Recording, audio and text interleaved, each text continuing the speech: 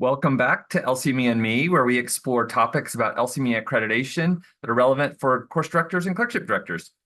Today, we're going to talk about curriculum time. So how's the time that students spend in required course activities determined? How's that monitored? The element that the LCME talks about curriculum time is 8.8, and they expect that the medical school faculty committee responsible for the curriculum, so for us, that's our curriculum committee, that body ensures that the development and implementation of effective policies and procedures regarding the amount of time medical students spend in required activities. And so the key points I want you to focus on here are we have to have policies and we have to show that those are effective. So before we get into the policies, here's a question you can use to assess your own understanding focused on M1, M2. An M1 course director is planning their course schedule. For one of the weeks, they're planning 15 hours of lecture and a 2-hour small group case discussion. They also want to have students watch recordings to prepare for the lectures and the case discussion. What is the maximum amount of recordings they could assign to students? Do you think it's A, 0 hours, B, 1 hour, C, 3 hours, D, 5 hours, or E, 8 hours?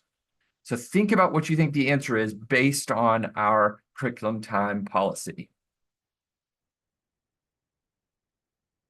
The answer is 3 hours. So if they have 15 hours of lecture and 2 hours of small group, that's 17 hours. They have 3 hours remaining for the maximum of 20 for required activities. And so this is all governed in our pre-clerkship class time policy. That's the policy that governs curriculum time related to M1, M2.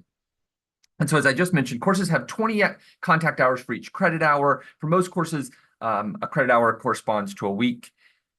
And that contact time for a course includes all required activities. So that includes classroom activities, asynchronous activities, things students are going to do on their own time, but that are required for the course, preparation activities that they've got to do to get ready for classroom activities. Now, what it doesn't include is routine studying that the student needs to do to be able to master the material and understand it, prepare for the exam. But it does include all required activities. And so importantly, these are scheduled and unscheduled. So scheduled things that are live, that they show up for, and the unscheduled things that they just have to complete at their own time.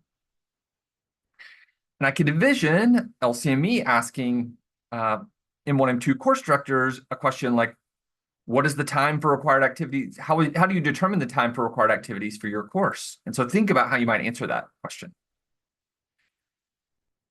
So for continuing on with this policy, for morning courses, we have synchronous activities between 9 and 12 Eastern time or 8 to 11 Central time. So that's the time where there are synchronous lectures happening or other active learning sessions.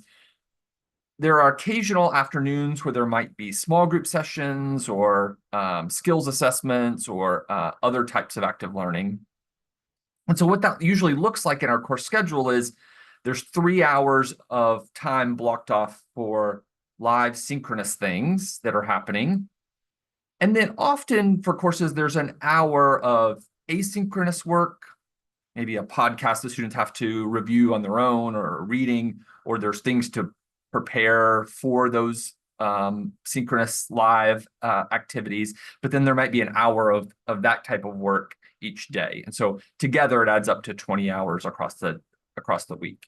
But it could look like this. You could have a 2-hour session in the afternoon of some type of active learning or practice or assessment, but then that needs to be accounted for by adjusting the asynchronous things that happen because the total still has to add up to no more than 20.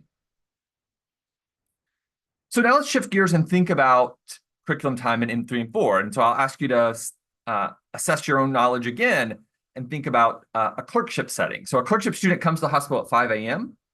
They leave clinical activities for didactics from 1 to 3 p.m. And then after that, they return to their clinical work until the team finishes at 8 p.m. So what time can they come in the following day? Is it A, 5 a.m., B, 6 a.m., C, 7 a.m., D, 8 a.m., or can they not work the following day? So think about what you think the answer is based on our policy that governs duty hours in M3 and 4. Well, the answer is 6 a.m. So if they if they leave ultimately at 8 p.m., they have to get at least 10 hours off between any shifts, between any type of activities. And so the earliest that they could return would be 6 a.m. And so that's governed by our clerkship duty hours policy. And it specifies duty hour limits. So one of those limits is that they can work a maximum of 80 hours per week, averaged over 4 weeks. Another is that they have to get at least 1 day off per week, averaged over 4 weeks. Another is that they can work a maximum of 24 hours at one time in one shift, although they can extend that up to 4 hours for patient continuity if needed. And then they also have to have a minimum of 10 hours off between activities, as we just saw in that question. So continuing on with the duty hours policies, this includes all required clinical and educational activities. So that includes the clinical activities that they have to do as part of their clinical assignment, but also includes any educational things related to the clerkship or learning activities that they're required to complete or participate in. When they do get a day off, that's defined as a continuous 24 hours. And official holidays are in addition to any days off. So the holidays don't count as their days off as far as duty hours go. So in this policy, they also say that students can report concerns to the clerkship director or to the Office of Medical Education. So they've got multiple avenues that they can report any concerns, and they can anonymously report on the course evaluation that they complete at the end. So another question I can envision the LCME asking to clerkship directors is, how can students report violations of the duty hour policies? Where would a student go if they had concerns about this? How would they report that? So we've talked about the policies that govern curriculum time in M1, M2, and M3, and 4, but what about the effectiveness of those policies, and how do we show effectiveness? Well, for the LCME, it really comes down to what are your processes regarding these policies, and how do these processes play out to show that they're effective, and what's the student perception of this? So regarding the processes for M1, M2, in our DCI, that big document that we'll submit to the LCME, we'll say, we will provide to the LCME sample weekly schedule. So similar to those schematics we were just showing about, when are different class activities, and to show how much total time the students spend in the curriculum, to show whether it is adhering to our own policies. We also describe the average amount of time students spend in required activities outside of class. We'll describe how policies are disseminated so that the students and the faculty know about the policy. So what's our process for communication about policies? And so that's something I would encourage you to think about, because I can imagine the LCME asking another question, such as, how do you ensure the faculty in your course adhere to the time requirements in the curriculum? This is also the reason we recently added a new item to the M1, M2 course evaluations. And we asked students, on average, how many hours per week do you spend on activities assigned outside of class? So lecture pre-work, reading homework, graded assignments, not on general studying. So again, getting at time outside of class that's required as part of the course. And that data is monitored by the course directors, you all, and also by curriculum committee when they do the QA review of your course. Again, this is our way to monitor, is our policy effective? Is it being implemented as intended?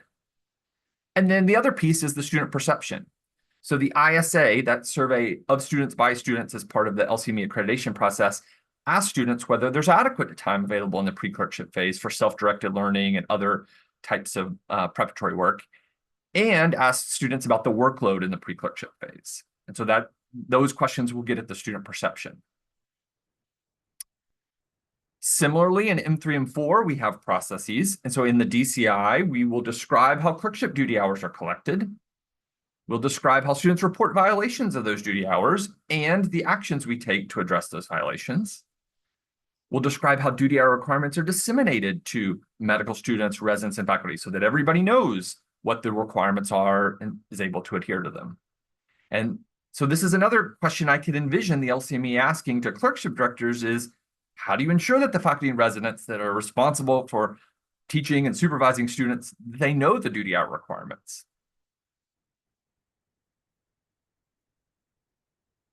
And on our M3 and 4 course evaluations, we ask students about their compliance with the duty hours and whether they're meeting these requirements that are specified in our policy. And so we asked them, were you ever required to work more than 80 hours per week, averaged over 4 weeks? Were you ever required to work more than 6 out of every 7 days, averaged over 4 weeks? Were you ever required to work within 10 hours of completing another duty hour period? And so that's our way to monitor, are there any violations? And this is also a way that students can report those violations. And this data is monitored by the clerkship director and by curriculum committee during their QA review of the clerkships. And then for the student perception piece, the ISA asks students about the student workload in the required clerkships and whether that's manageable. And so that helps assess the student perception of curriculum time in the 3rd and 4th year.